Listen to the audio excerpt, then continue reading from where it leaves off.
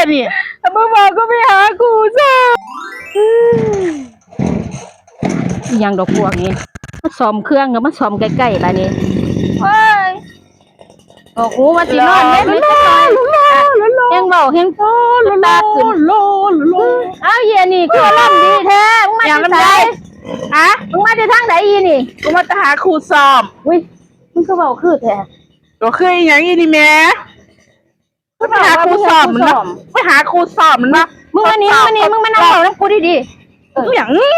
มานั่งเบาน้ำกูดีๆมึงครูสอบจังไหนมึงบอกสู้กูฟังดูหูจักครูสอบประเด็นนี่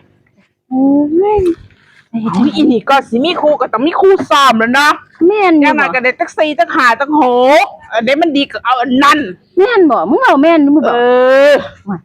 กูสิบ่ได้ไปหาด้วยกันบ่ไปหาแล้วนะนี่ก็ได้4ได้5แล้วได้นี่พูดที่ห้องมื้ออื่นว่าสิไปอีกอยู่นี่มึงได้4ได้5ได้6เลยนะเน้น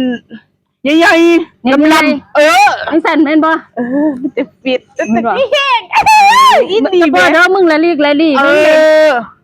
ด้เลยมึงสิมาอยู่เหี่ยวอยู่แห้งแบบนี้บ่ได้มึงต้องหาครูสอบก่อนก็สิเอาผัวมันต้องมีครูสอบก่อนต้องหาครูสอบแม่นบ่แม่นกูสิได้จักคนวะคนก็ไปหาเอาเถอะกูไปก่อนเพราะกูต้องไปคุยโทรศัพท์นัดครูสอบเขาครูที่คนที่6กูไปกันนะได้6คนเลยบ่กูสิไปหาคือกันแล้ววะมองใดว่ามีปะบ่ได้เสียเปรียบมันบ่ได้อีอันนี้มันได้ครูสอบตั้ง6คนพุ่นไม่เห็นทางยังอยู่นี่วะเป็นยังเลยแล้วใหญ่มึงหายไม่เห็นยังล่ะมึงไปยังมึงยังไงเป็นน้ำเมืองเป็นน้ำกุยยังอีกเมื่อไงกูไปหาครูสอบไปหาครูสอบแล้วมึงหายเห็ดหนังเขาเห็นมึงเองจังไหนทำกูสิมาได้เป็นยังมึงก็บอกกูไปหาคาเนี่ยมึงก็เป็นนี่สิ